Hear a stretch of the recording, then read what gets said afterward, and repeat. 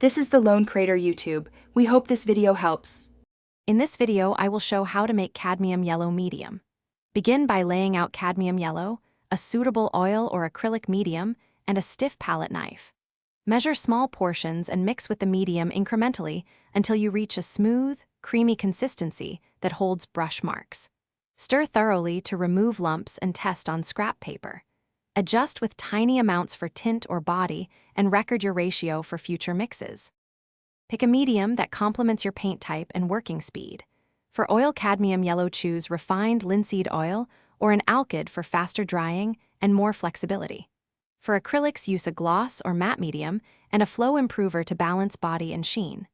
Add the medium slowly and test brush strokes to ensure the paint still levels well. Keep small records of amounts so you can recreate successful mixes later. Achieve the right cadmium yellow medium by balancing body and transparency. Mix pigment and medium until the paint holds brush strokes but spreads smoothly across the canvas. If you need lighter tones, add a small amount of titanium white or white mixing medium, and for deeper glazes, use a transparent medium.